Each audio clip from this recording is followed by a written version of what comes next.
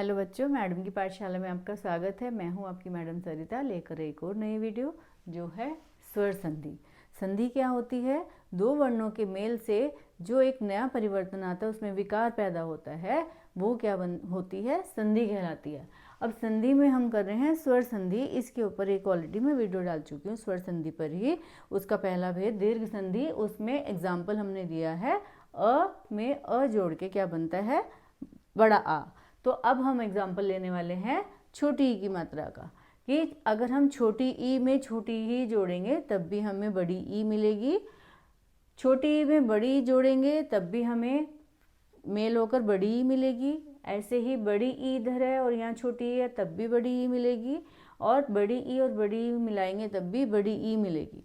कहने का मतलब ये है कि अगर हम हस स्वर को जोड़ेंगे, हस स्वर में या तो बाद में हस स्वर आए या दीर्घ स्वर आए, तब भी हमें हमेशा क्या मिलेगा?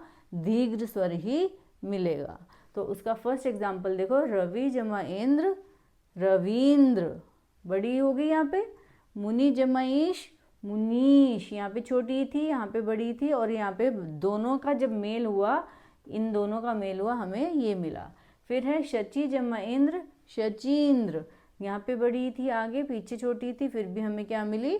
बड़ी ई, और ये इसकी मात्रा।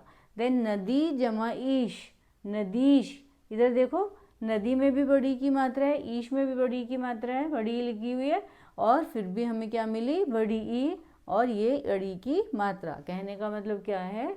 कभी भी जो स्वर संधि है, दीर्घ स्वर संधि में क्या होगा?